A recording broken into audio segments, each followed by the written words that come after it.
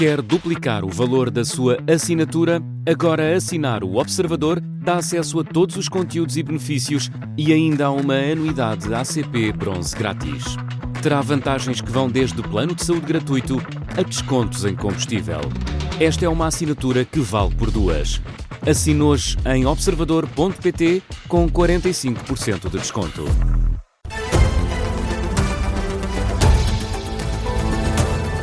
Vanessa Cruz, avançamos para o Jornal das 5. O Ministro da Presidência recusa especulações sobre a Ministra da Saúde e, tal como fez ontem o Ministro dos Negócios Estrangeiros, Paulo Rangel, também António Leitão Amaro sai em defesa de Ana Paula Martins. Foi na conferência de imprensa que se seguiu ao Conselho de Ministros. João Gama, agora em direto, o Ministro da Presidência rejeita assumir qualquer crise no Governo ou uma remodelação no horizonte. Sim, foi um Conselho de Ministros dedicado principalmente a aprovar medidas como um novo regime de cibersegurança, mas a saúde acabou por dominar o briefing e as respostas às perguntas dos jornalistas. António Leitão Amaro assina por baixo as declarações do Ministro de Negócios Estrangeiros e, apesar de ter vindo a este briefing sozinho, assegura que o Governo está ao lado da Ministra da Saúde. Todos no Governo sabemos isto. Se há alguém no Governo que herdou uma herança pesada e que tem feito, e tem que fazer, e vai continuar a fazer um trabalho hercúleo para resolver um problema dramático deixado no Serviço Nacional de Saúde, se alguém tem essa herança pesada, mas a capacidade, a confiança para a resolver, é seguramente a Ministra da Saúde, Ana Paula Martins. António Leitão Amaro, ainda sobre a saúde, o Ministro da Presidência foi questionado sobre o protesto dos médicos tarefeiros. Recorda que o Governo aprovou um novo regime para estes médicos que visa corrigir algumas desigualdades no SNS. E quanto às notícias que apontam a porta de saída Ana Paula Martins, António Leitão Amaro desvaloriza, diz que não alimenta especulações. Faz parte daquele exercício mediático de especulação que começa e acaba aí. Da mesma forma que não é especulação mediática e merece a nossa atenção todas as mesmas perguntas que as senhoras e senhores jornalistas, os mesmos seios, nos fizeram sobre cuidados de saúde e como é que eles estão a ser prestados e o que é possível fazer mais. Todas as vossas perguntas são legítimas, não quero ser mal interpretado, são legítimas. Há uma parte é que estão a falar só entre vós. António Leitão Amaro, que recusa desta forma especulações sobre o futuro da Ministra da Saúde, diz que vai continuar a fazer um bom trabalho. João Gama, com os destaques do Conselho de Ministros. E precisamente sobre os médicos tarefeiros, o bastonário dos médicos, Carlos Corte, diz que, sob o plano para parar as urgências, pela comunicação social, o que é que se passa, Vanessa? As urgências funcionam muito com base nestes médicos que prestam serviços e essa iniciativa, esse plano para paralisar as urgências está a ser organizado nas redes sociais, uma notícia do Público. O bastonário dos médicos lembra que estes profissionais têm uma responsabilidade especial quando equacionam protestar. E quando nós, médicos e qualquer profissional de saúde, quando equaciona medidas de contestação, medidas de sensibilização, tem que sempre colocar e tem que sempre ponderar os aspectos éticos e deontológicos da profissão médica e este princípio muito importante daquela que é a nossa atividade diária, que é este princípio do doente como a nossa prioridade.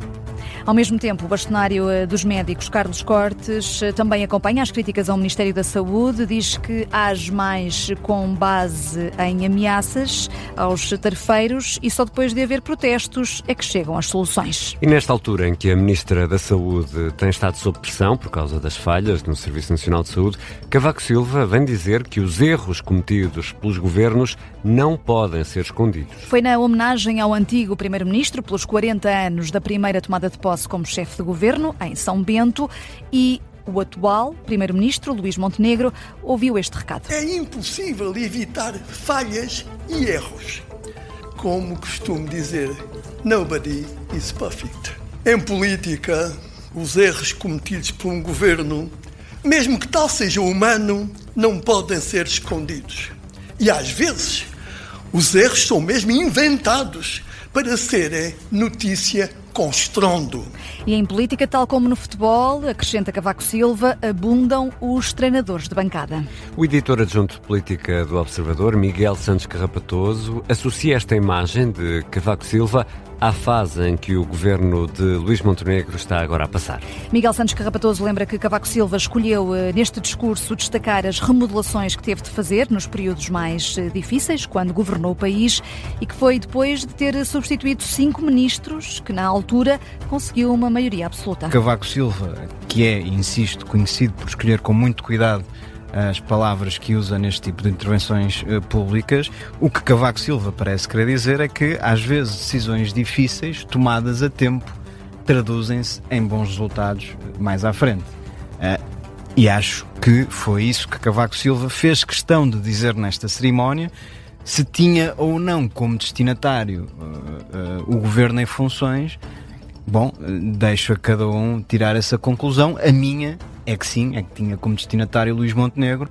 O editor adjunto de política do Observador, Miguel Santos Carrapatoso, o Observador noticiou esta semana que Luís Montenegro tem um prazo para reavaliar a continuidade da Ministra da Saúde, Ana Paula Martins, no governo. Esse prazo é dezembro, depois de fechar o capítulo do Orçamento do Estado. E no Porto, Pedro Duarte toma hoje posse como Presidente da Câmara Municipal e Vanessa Cruz, isto leva a uma pergunta. Como é que conseguiu garantir a maioria no Executivo da Câmara do Porto? Conseguiu convencer o vereador do PS, Jorge Sobrado, a alinhar, a assumir responsabilidades governativas. Vai ser o novo vereador da Cultura.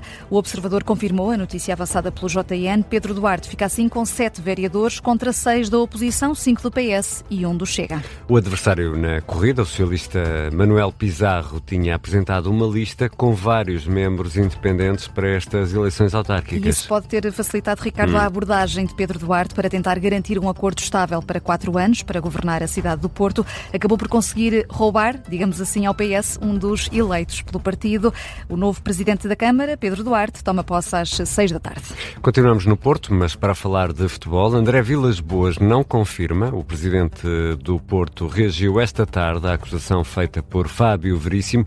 O árbitro diz que foi coagido pelo clube. André Vilas-Boas foi questionado pelos jornalistas sobre essa denúncia conhecida ontem e que levou até a Federação Portuguesa de Futebol a abrir um processo disciplinar aos Dragões sobre as alegadas imagens no balneário a mostrar um lance do jogo frente ao Braga e de um outro jogo em que a decisão de Veríssimo foi a oposta. O presidente do Futebol Clube do Porto garante que o clube vai fazer uma averiguação interna. O Futebol Clube do Porto foi o último a ser comunicado relativamente a esse relatório. Um relatório que é simples, no qual vamos ajudar os órgãos competentes na sua avaliação. O Futebol Clube do Porto também fará a sua averiguação interna relativamente aos factos e a partir daí tomará as devidas consequências.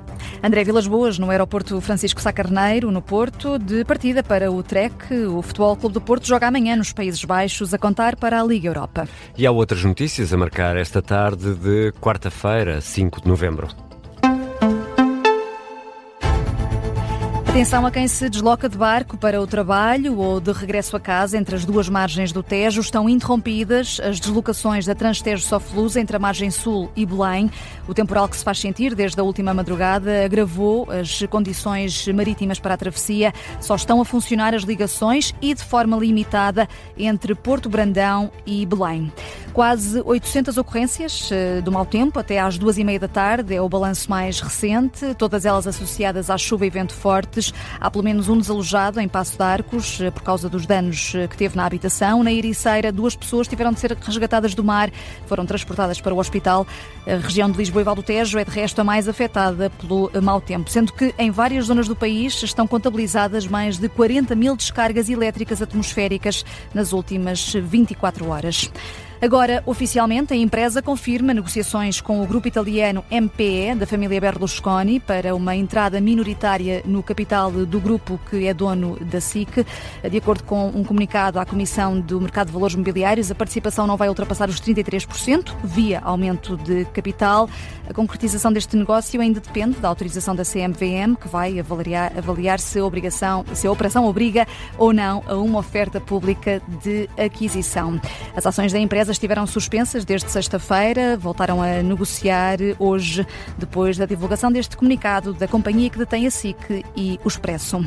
O advogado oficioso de José Sócrates admite recorrer da decisão do Tribunal de não conceder um prazo para consultar os autos. José Manuel Ramos tinha pedido 48 horas para se inteirar do processo, pedido que foi recusado pela juíza Susana Seca. Este novo advogado é o substituto de Pedro de Lille, que renunciou à defesa de Sócrates e invocou razões deontológicas e episódios com a juíza de que não gostou. E agora uma pergunta literalmente sensível. Ricardo, Judite, sentem que há muito ruído em Lisboa? Tu queres pôr a minha veia da indignação a palpitar, não queres? Ou a Judite? Não sei se estás indignada, Judite. Eu estou. Não. Pronto, nota-se que moramos em sítios diferentes da cidade, porém não muito longe. Eu vou tentar controlar-me, está bem? Mesmo muito indignado com o ruído em Lisboa. Há um estudo da Associação de Moradores Mas assim Vizinhos em muito. Lisboa. Podias fazer parte desta associação, talvez. Onde é que eu me inscrevo? Este estudo foi conhecido hoje e dá conta de que, sim, há muito ruído. É verdade. Mas ruído, trânsito, obras... Aviões. Em uníssono, Ricardo. Isso não ponhas a conseguimos falar, perto. então. Aviões à 1 da manhã, às 2 Pois da manhã, às pois 3 da manhã, às 4 da manhã. Quando era suposto não levantarem. Exato. E também por isso, por causa dos aviões, esta associação esteve a desenvolver o projeto Ruído LX entre agosto e setembro para perceber em que mediações da cidade é que os limites legais de ruído foram ou não ultrapassados. Ora, os voluntários documentaram os níveis de ruído em zonas críticas da cidade através de um sonómetro portátil, é uma espécie de termómetro, mas muito maior, que tem uma bola de vento na ponta. Querem adivinhar qual é que é a média de decibéis sentida na capital? Não faço ideia. Não sei também. Não sei medir nada em decibéis. Mas Tu deve és ser um acima. especialista de som, Ricardo. Deve ser seguramente acima dos 70. Olha, estavas quase lá. A média é 75,35 decibéis. É uma brutalidade. E está bem acima do limite legal, que é de 55. Bolas? Quais é que são as freguesias mais críticas de Lisboa? Mas no que querem toca que eu ao ruído? durma bem, não é? Pronto. Pois. Vá, desculpa, continua. As freguesias mais críticas são Santo António, Estás-me a indignar. Arieiro, Arroios, Misericórdia, Avenidas Novas e vê lá tu, Alvalade, onde ficam os estúdios do Exatamente. Observador. E onde fica aqui mesmo ao pé de nós, Olha, do aeroporto. isto indigna-me tanto que até acaba a trilha. É, Mas deixa-me só dar acaba lá o conta jornal. ainda, Acaba lá o sim, jornal. que curiosamente o Governo aprovou mesmo há pouco em Conselho de Ministros a Estratégia Nacional para o Ruído 2025-2030 para limitar situações críticas. A ver, vamos, que medidas é que aí vêm. Vamos voltar a falar um dia destes sobre o ruído em Lisboa, mas sim, é algo que me indigna. Vá. Pode ser tema de um explicador. Pode ser, mas tem que ser feita por outra pessoa porque eu vou indignar-me. Já voltamos com as notícias às 5h30.